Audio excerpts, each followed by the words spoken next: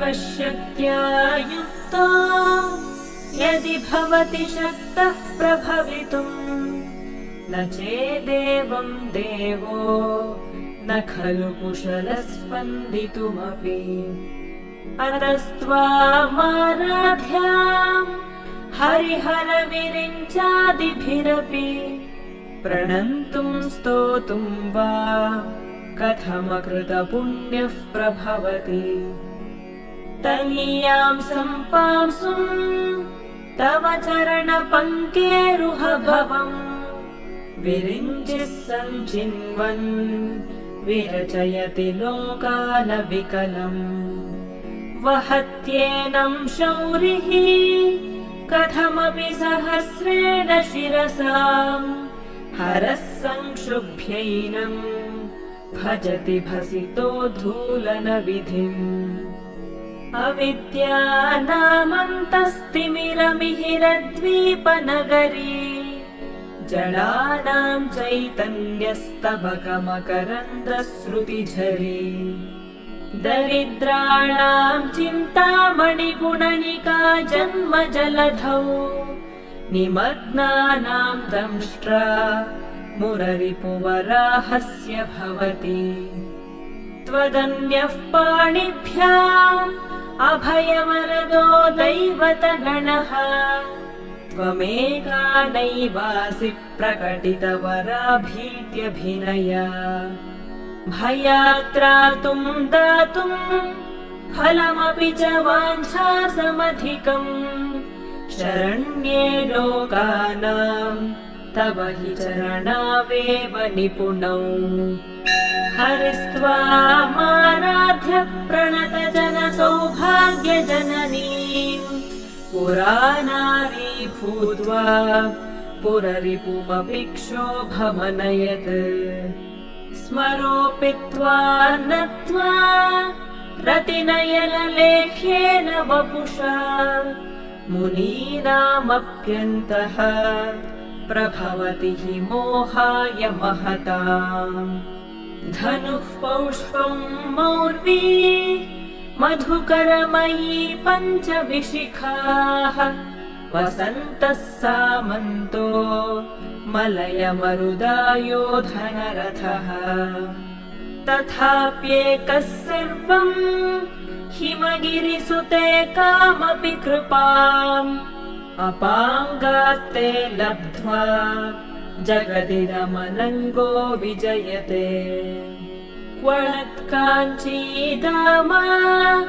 करिकलभकुम्भस्तननता परीक्षीणा मध्ये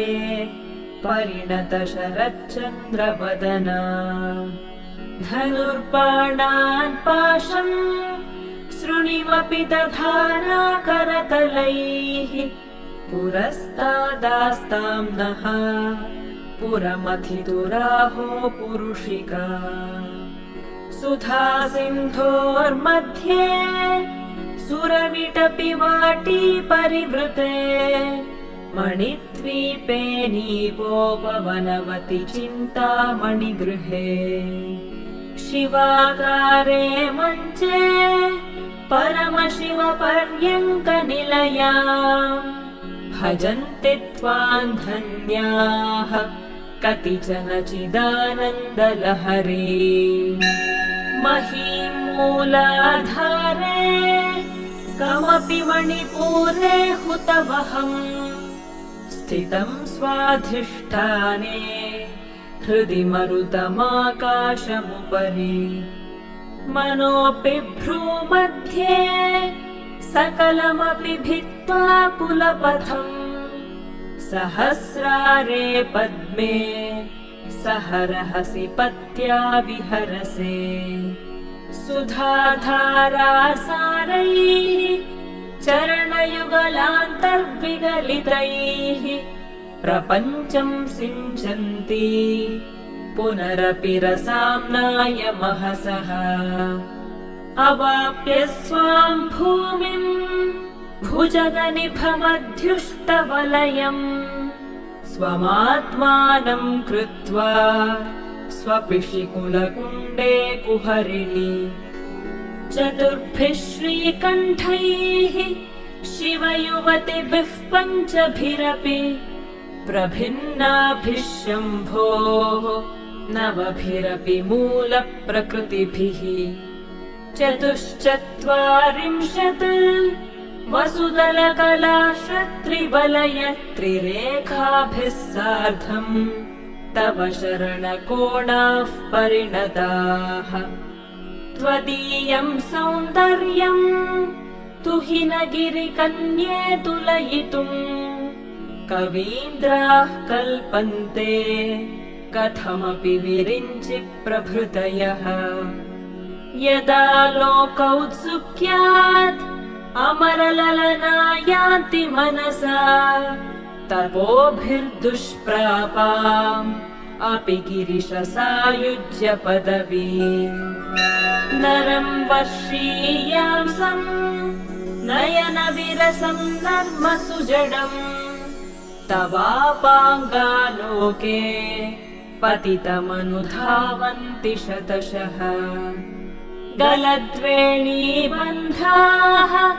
कुचकलशविस्रस्तसिचयाः हठात् त्रुट्यत्काञ्ज्यो विगलितदुकूला युवतयः क्षितौ 50 250 हुताशे 62 450 दिवि 30 मनसि च 64 ये मयूखास्तेषामप्युपरि तव पादाम्बुजयुगम् शरज्योत्स्ना शुद्धा शशियुतजटाजूटमकुटा वरत्रासत्राणस्फटिकघटिका पुस्तककराम् सकृन्नत्वा नत्वा कथमिव सतां सन्निदधते मधुक्षीरद्राक्षा मधुरीणाः फणितयः कवीन्द्राणां चेतः कमलवनपालातपरुचिम् भजन्ते ये सन्तः कतिचिदरुणामेव भवति विरिञ्चि प्रेयस्याः तरुणतरशृङ्गारलहरी गभीराभिर्वाग्भिः विदधति सतां रञ्जनममी सवित्रीभिर्वाचा शशिमणिशिलाभङ्गरुचिभिः वशिन्याद्याभिस्त्वां सह जननि सञ्चिन्तयति यः सकर्ता काव्यानां भवति महतां भङ्गिरुचिभिः वचोभिर्वाग्देवी वदनकमलामोदमधुरैः तनुच्छायाभिस्ते तरुणतरणिश्रीसरणिभिः दिवं सर्वामुर्वीम् अरुणिमनिमग्नां स्मरति यः भवन्त्यस्य त्रस्य त्वनहरिणशालीननयनाः सहोर्वश्यावश्याः कतिकतिनगीर्वाणगणिकाः मुखं बिन्दुं कृत्वा कुचयुगमधस्तस्य तदधो हरार्थं ध्यायेद्यो हरमहिषिते मन्मथकला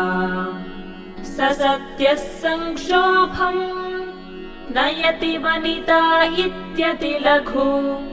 त्रिलोकीमप्याशुभ्रमयति रवीन्दुस्तनयुगा किरन्तीमङ्गेभ्यः किरणनिकुरुम्बामृतरसम् हृदि त्वामाधत्ते हिमकरशिलामूर्तिमिव यः ससर्पाणां दर्पम् शमयति शकुन्ताधिप इव ज्वरप्लुष्टान् दृष्ट्या सुखयति सुधाधारसिरया तटिल्लेखा तन्वीं तव न शशिवैश्वानरमयीं निषण्णां षण्णामप्युपरि कमलानां तव कलाम् महापद्माटव्यां मृदितमलमायेन मनसा महान्तः पश्यन्तो दधति परमाह्लादलहरी भवानि त्वं दासे मयि वितर दृष्टिं सकरुणाम् इति स्तोतुं वाञ्छन्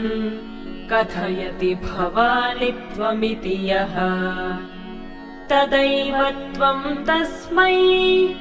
दिशसि निज सायुज्य पदवीम् मुकुन्द ब्रह्मेन्द्र स्फुटमकुटनीराजितपदाम् त्वया हृत्वा वामम् वपुरपरितृप्तेन मनसा शरीरार्धं शम्भोः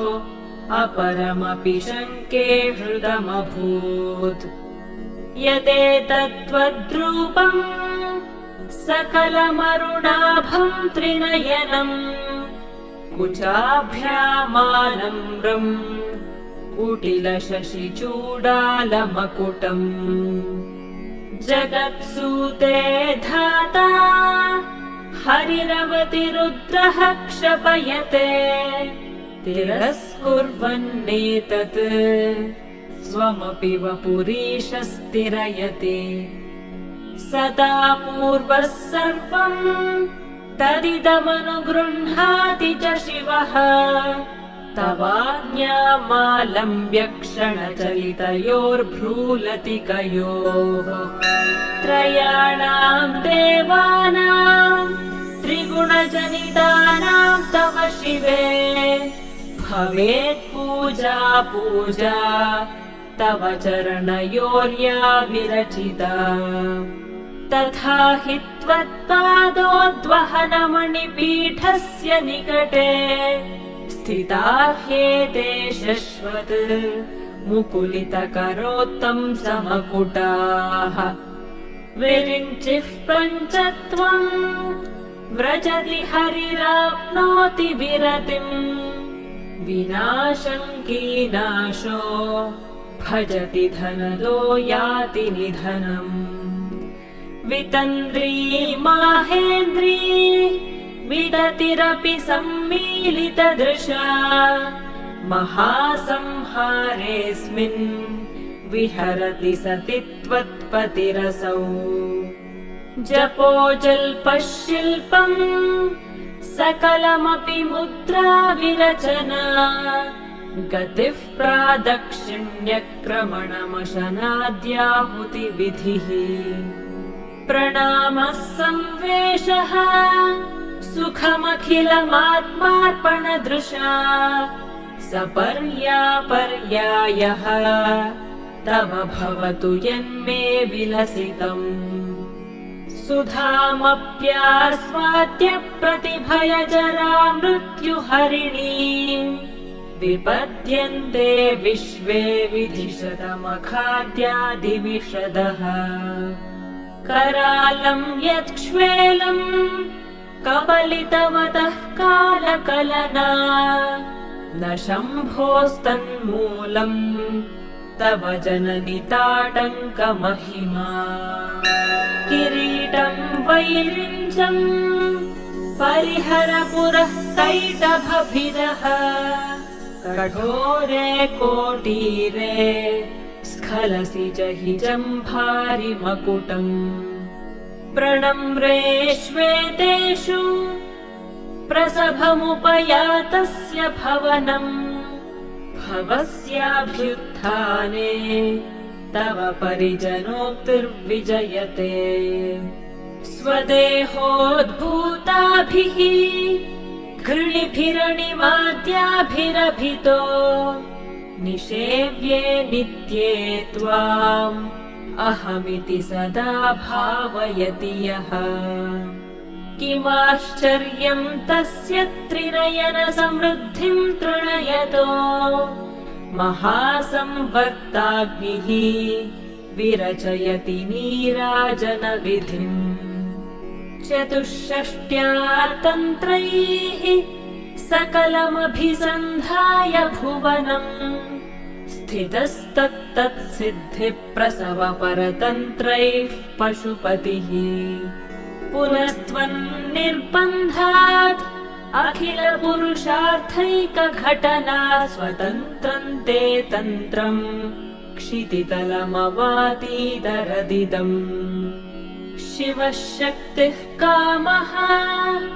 क्षितिरथरविशीतकिरणः स्मरोऽहंसः शक्रः तदनु च परामारहरयः अमीहृल्लेखाभिः तिसृभिरवसानेषु घटिताः भजन्ते वर्णास्ते तव जननि नामावयवता स्मरन् योनिम् लक्ष्मीम्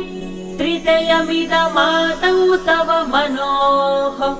निधायैके नित्ये निरवधि महाभोगरसिकाः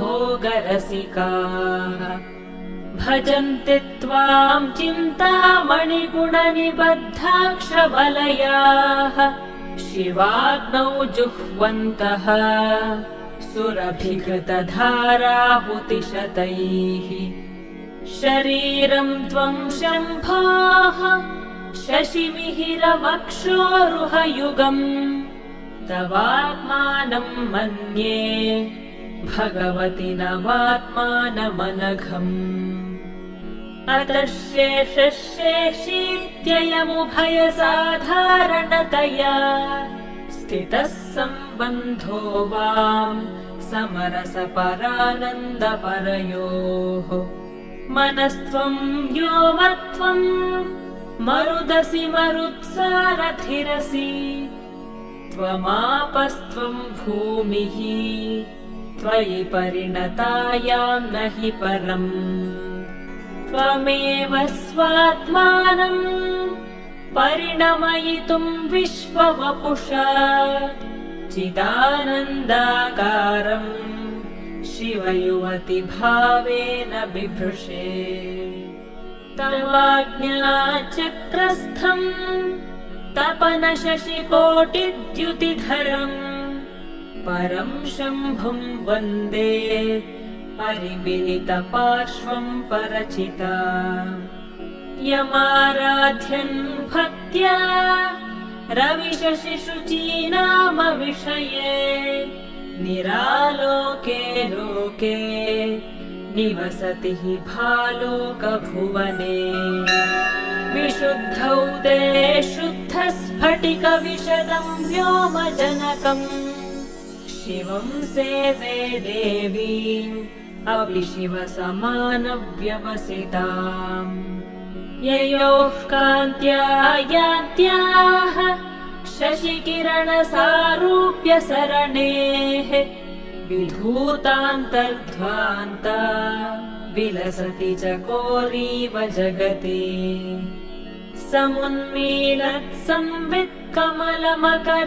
समुन्मीलत्संवित्कमलमकरन्दैकरसिकम् भजेऽहं सद्वन्द्वम् किमपि महतां मानसचरम् यदालापादष्टादशगुणितविद्यापरिणतिः यदा दत्ते दोषात् गुणमखिलमद्भ्यः पय इव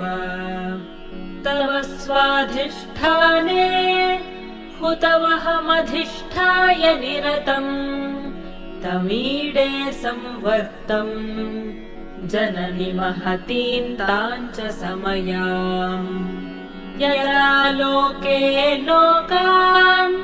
दहति महति क्रोधकलिते दयार्द्राया दृष्टिः शिशिरमुपचारम् रचयति तटित्वन्तम् शक्त्या तिमिरपरिपन्थिः स्फुरणया स्फुरन्नानारत्नाभरणपरिणद्धेन्द्रधनुषम् तव श्यामं मेघं कमपि मणिपूरैकशरणम् निषेवे वर्षन्तम् हरमिहिरतप्तं त्रिभुवनम्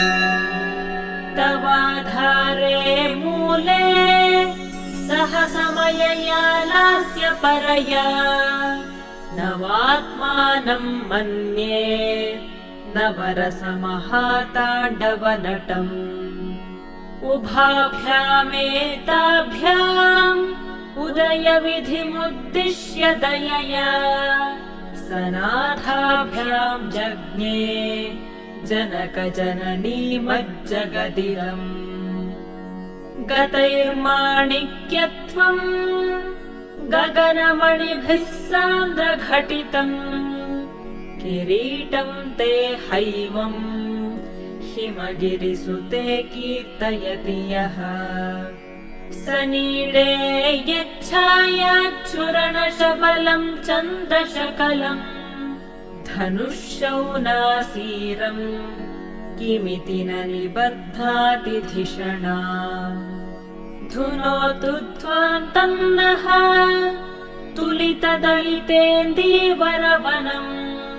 घनस्निग्धश्लक्ष्णम्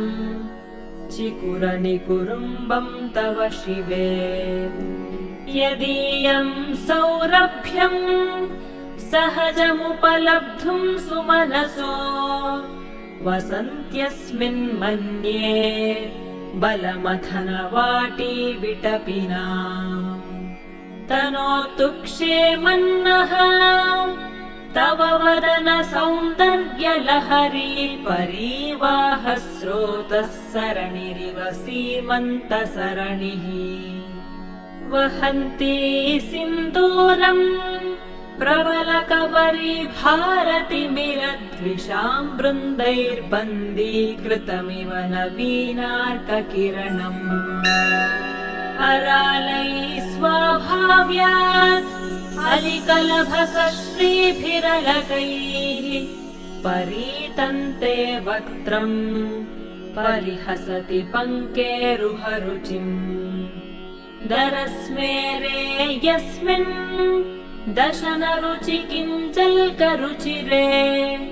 सुगन्धौ माद्यन्ति स्मरदहन चक्षुर्मधुलिहः ललाटं लावण्यद्युतिविमलमाभाति तव यत् द्वितीयं तन्मन्ये मकुटघटितं चन्द्रशकलम् विपर्यासन्न्यासात् उभयमपि सम्भूय च मिथः सुधालेपस्यूतिः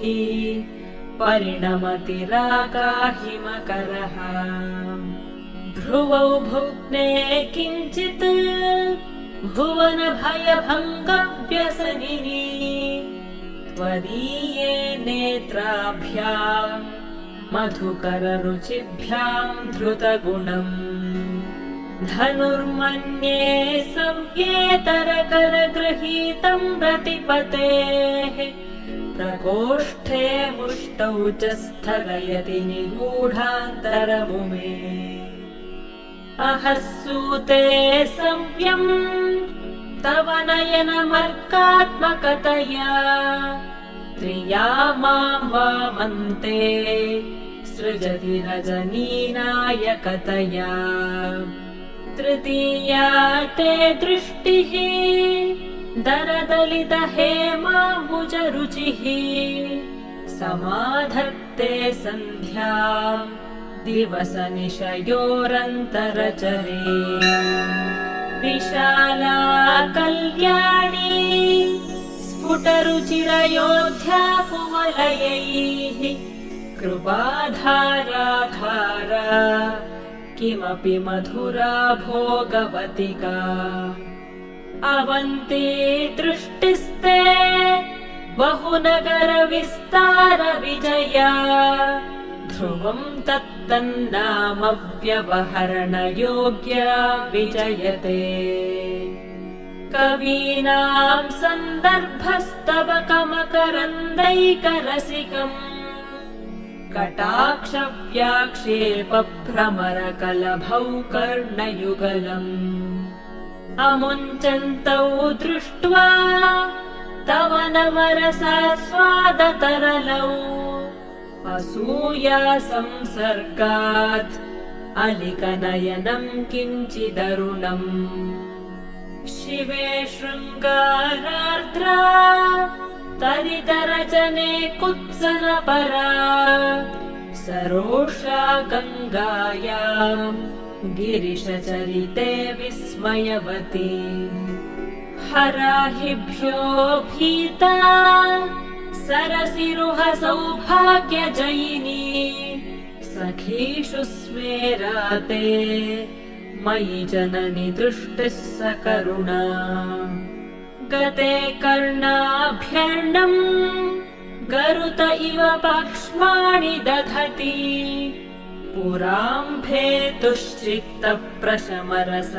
पुराम्भेतुश्चित्तप्रशमरसविद्रावणफले इमे नेत्रे गोत्राधरपतिकुलोत्तं सकलिके तवाकर्णाकृष्टस्मरशरविलासं कलयतः विभक्तत्रैवर्ण्यम् व्यतिकरितलीलाञ्जनतया विभाति त्वन्नेत्रत्रितयमिदमीशानदयिते पुनः स्रष्टुम् देवान् द्रुहिण हरिरुद्रानुपरतान् रजः सत्त्वम् बिभ्रत् तम इति गुणानाम् त्रयमिव पवित्रीकर्तुम् नः पशुपतिपराधीन हृदये दयामित्रैर्नेत्रैः अरुणधवलश्यामरुचिभिः न दशोणो गङ्गा तव न तनयेति ध्रुवममुम् त्रयाणाम् तीर्थानाम् उपनयसि सम्भेदमनघम् निमेषोन्मेषाभ्याम् प्रलयमुदयम् याति जगति तवेत्याहुः सन्तो धरणिधर राजन्यतनये त्वदुन्मेषाज्जातम् जगदिदमशेषम् प्रलयतः परित्रातुम् शङ्के परिहृतनिमेषास्तव दृशः तवापर्णे कर्णे जपनयनपैशून्यचकिता निलीयन्ते तोये नियतमनिमेषाश्रफरिकाः इयम् च श्रीर्बद्धच्छदपुटकवाटम् कुवलयम् जहाति प्रत्यूषे निशि च विघटय्य प्रविशति दृशाद्राघीयस्य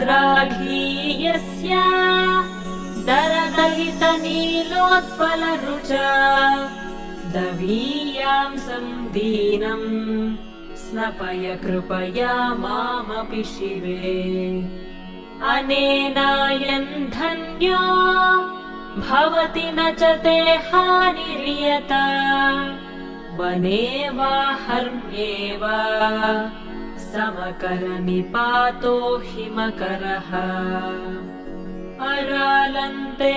पालीयुगलमकराजन्यतनये न केशामाधत्ते कुसुमशरकोदण्डकुतुकम् तिरश्चीनो यत्र श्रवणपथमुल्लङ्घ्य विलसन् अपाङ्गव्यासङ्गो दिशति शरसन्धानधिषणाम् स्फुरद्गण्डा भोगप्रतिफलितताटङ्कयुगलम् चतुश्चक्रम् मन्ये तव मुखमिदम् मन्मथरथम् यमारुह्यद्रुह्यत्यवनिरथमर्केन्दुचरणम् महावीरो मारः प्रमथपतये सज्जितवते सरस्वत्याः सूक्तिः अमृतलहरी कौशलहरीः पिबन्त्याः शर्वाणि श्रवणचुरुकाभ्यामविरलम् चमत्कारश्लाघाचलितशिरसः कुण्डलगणो झणत्कारैस्तारैः प्रतिवचनमाचष्ट इव ते असौ नासा वंशः तुहिनगिरिवंशध्वजपटी त्वदीयो नेदीयः फलतु फलमस्माकमुचितम् वहत्यन्तर्मुक्ताः शिशिरकरनिःश्वासगलितम् समृद्ध्या यत्तासाम् बहिरपि च मुक्तामणिधरः प्रकृत्या रक्तायाः तव सुदति दन्तच्छदरुचेः प्रवक्ष्ये सादृश्यम् जनयतु फलम् विद्रुमलता न बिम्बम् तद्बिम्ब प्रतिफलनरागादरुणितम् तुलामध्यारोढुम् कथमिव विलज्जेत कलया स्मितज्योत्स्नाजालम् तव वदनचन्द्रस्य पिबताम् चकोराणामासीत् अतिरसतया चञ्चुजडिमा अतस्ते शीतांशाः अमृतलहरीमाम्लरुचयः पिबन्ति स्वच्छन्दम् निशि निशि भृशम् काञ्जिकधिया अविश्रान्तम् पत्युः गुणगणकथाम्रेडन जपा जपा पुष्पच्छाया तव जननि जिह्वा जयति सा यदग्रासीनायाः स्फटिकदृशदच्छच्छविमयी सरस्वत्या मूर्तिः परिणमति माणिक्यवपुषा रणे चित्वा दैत्यान् अपहृतशिरस्त्रैः कवचिभिः निवृत्तैश्चण्डांश त्रिपुरहर निर्माल्य विमुखैः विशाखेन्द्रोपेन्द्रैः शशिविशदकर्पूरशकला विलीयन्ते मातः तव वदनताम्बूलकबलाः विपञ्च्यागायन्ति विविधमपदानम् पशुपतेः त्वयारब्धे वक्तुम् चलितशिरसा साधुवचने तदीयैर्माधुर्यैः अपलपिततन्त्रीकलरवाम् निजाम् वीणाम् वाणी निचुलयति चोलेन निभृतम् कराग्रेण स्पृष्टम् तुहिनगिरिणा वत्सलतया गिरीशेनोदस्तम् मुहुरधरपालाकुलतया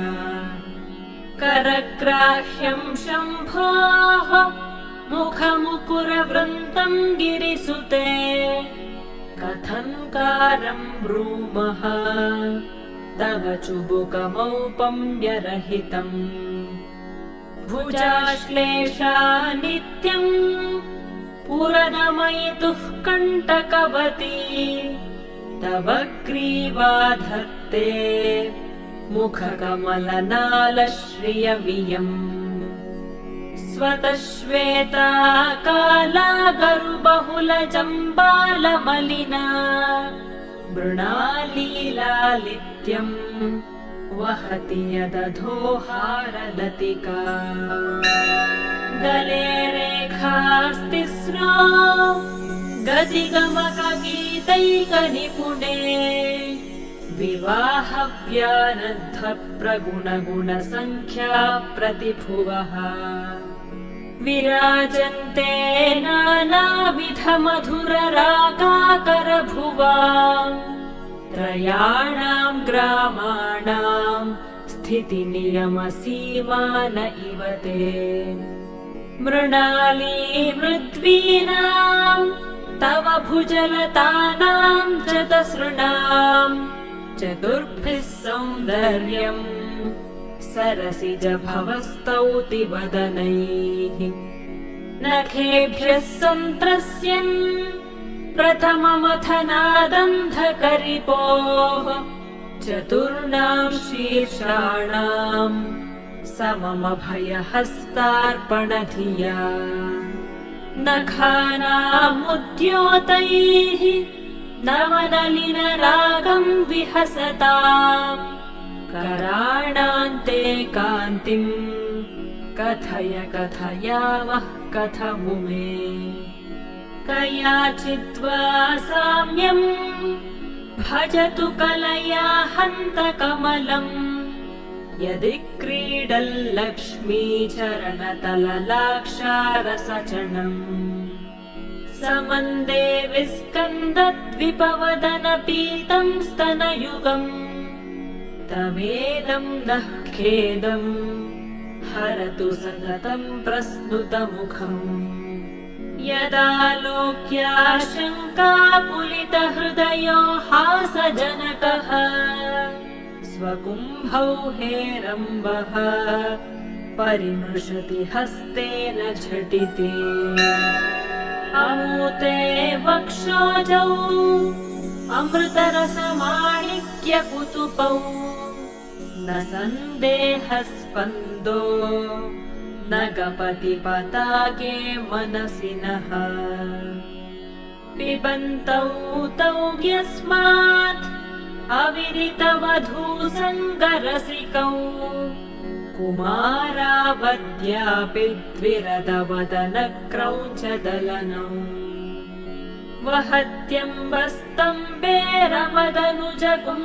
वहत्यम्बस्तम्बेरमदनुजकुम्भप्रकृतिभिः समारब्धा मुक्ता मणिभिरमलाभारलतिकाम् कुचा भोगो बिम्बाधररुचिभिरन्तः शबलिताम् प्रतापव्यामिश्राम् पुरदमयितुः कीर्तिमिव ते तव स्तन्यं मन्ये धरणिधरकन्ये हृदयतः पयः पारावारः परिवहति सारस्वतमिव दयावत्या दत्तम् द्रविडशिशुरास्वाद्य तव यत् कवीनां प्रौढानाम् अजनिकमनीयः कवयिता हरक्रोधज्वालाबलिभिरवलीढेन वपुषा गभीरे तेनाभिसरसि कृतसङ्गो मनसि जः समुत्तस्थौ तस्मात् अचलतनये धूमलतिका जनस्तान् जानीते तव जननि रोमावलिरिति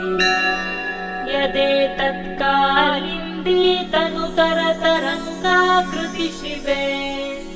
कृशे मध्ये किञ्चित् जननि तव यद्भाति सुधियाम्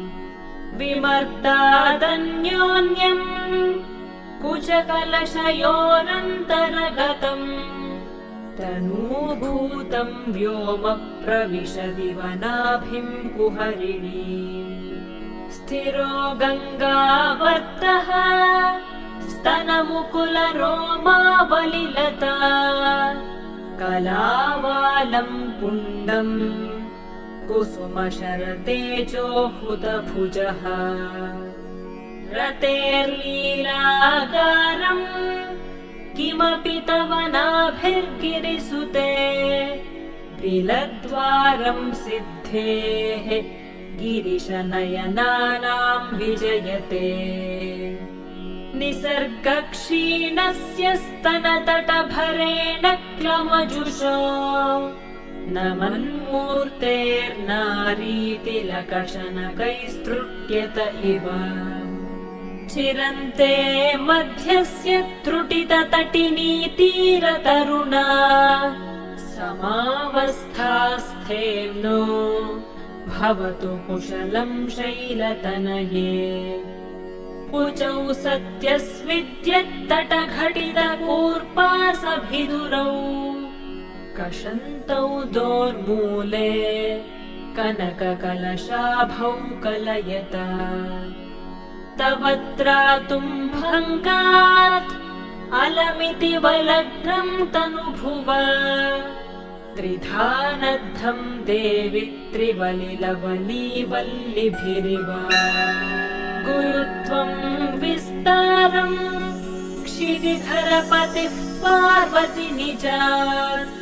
नितम्बादाच्छिद्य त्वयि हरणरूपेण निदधे अतस्ते विस्तीर्णो गुरुरयमशेषां वसुमतीं नितम्बप्राग्भारः स्थगयति लघुत्वं नयति च करीन्द्राणां शुण्डां कनककदलीकाण्डपटलीम् उभाभ्यामूरुभ्याम् उभयमपि निर्जित्य भवति सुवृत्ताभ्यां पत्युः प्रणति कठिनाभ्यां गिरिसुते विधिघ्ने जानुभ्यां विबुधकरिकुम्भद्वयमसि पराजेतुं रुद्रम् द्विगुणशरगर्भौ गिरिसुते निषङ्गौ जङ्घेते विषमविशिखो बाढमकृता यदग्रे दृश्यन्ते दशशरफलाः पादयुगली नखाग्रच्छद्मानः सुरमकुटशाणैकनिशिताः श्रुतीनां मूर्धानो दधति तव यौशेखरतया ममाप्येतौ मातः शिरसि दयया धेहि चरणौ ययोः पाद्यं पाथः पशुपतिजटाजूटतटिनी ययोर्लाक्षा लक्ष्मीः अरुणहरिचूडामणिरुचिः नमो वाकं ब्रूमो नयनरमणीयाय पदयोः तवास्मै द्वन्द्वाय स्फुटरुचिरसालक्तकवते असूयत्यत्यन्तं यदभिहननाय स्पृहयते पशूनामीशानः प्रमदवनकङ्केलितरवे मृषा कृत्वा गोत्रस्खलनमथ वैलक्ष्यनमितम् ललाटे भर्तारम् चरणकमले ताडयति ते चिरादन्तः शल्यम् दहनकृतमुन्मूलितवता तुलाकोटिक्वाणैः किलिकिलितमीशानरिपुणा हिमानी हन्तव्यम् हिमगिरिनिवासैकचतुरौ निशायां निद्राणम् निशिचरमभागे च विशदौ वरं लक्ष्मीपात्रम् श्रियमतिसृजन्तौ समयिनाम् सरोजं त्वत्पादौ जननि जयतश्चित्रमिह किम् पदं ते कीर्तीनाम् प्रपदमपदं देवि विपदाम् कथं नीतं सद्भिः कठिनकमठीकर्परतुलाम् कथं वा बाहुभ्याम् उपयमनकाले पुरभिदा यदादाय न्यस्तम् दृशदिदयमानेन मनसा नखैर्नाकस्त्रीणाम् करकमलसङ्कोचशशिभिः तरूणाम् दिव्यानाम् हसत इव ते चण्डिचरणौ फलानि स्वस्थेभ्यः किसलयकराग्रेण ददताम् दरिद्रेभ्यो भद्राम् श्रियमनिशमह्नाय ददतौ ददाने दीनेभ्यः श्रियमनिशमाशानुसदृशीम् अमन्दं सौन्दर्यप्रकरमकरन्दं विकिरति तवास्मिन् मन्दारस्तबकसुभगे यातु चरणे निमज्जन्मज्जीवः करणचरणः षट्चरणताम् पदन्यासक्रीडा परिचयमिवारब्धु मनसः स्खलन्तस्ते खेलम् भवनकलहंसारजहति अतस्तेषाम् शिक्षाम् सुभगमणिमञ्जीररैतच्छलादाचक्षाणम् चरणकमलम् चारुचरिते गतास्ते मञ्चत्वम् द्रुहिण हरिरुद्रेश्वरभृतः शिवस्वच्छच्छाया घटितकपटप्रच्छदपटः त्वदीयानाम् भासाम् प्रतिफलनरागारुणतया शरीरे शृङ्गारो रस इव दृशाम् दोग्धिकुतुकम् अरालाकेशेषु प्रकृतिसरला मन्दहसिते शिरीशाभाचित्ते दृशदुपलशोभाकुचतटे भृशं तन्वी मध्ये पृथुरुरसिजारोह विषये जगत्रातुं शम्भो जयति करुणा काचिदरुणा कलङ्कः कस्तूरी रजनिकरबिम्बं जलमयम् कलाभिः कर्पूरैः मरकतकरण्डन्निबिडितम् अतस्त्वद्भोगेन प्रतिदिनमिदं रिक्तकुहरम् विधिर्भूयो भूयो निबिडयति नूनं तव कृते पुरारातेरन्तः पुरमसि ततस्त्वच्चरणयोः सपर्यामर्यादा तरलकरणा नाम सुलभा तथा ह्येते नीताः शतमखमुखाः सिद्धिमतुलाम् तव द्वारोपान्तस्थितिभिरणिमाद्याभिरमराः कलत्रम् वैधात्रम् कति कति भजन्ते न कवयः श्रियो देव्याः को वा न भवति पतिः कैरपि धनैः महादेवम् हित्वा तव सति सती नाम चरमे कुचाभ्यामासङ्गः पुरवकतरोरप्यसुलभः गिरामाहुर्देवीम् द्रुहिणगृहिणीमानमविदो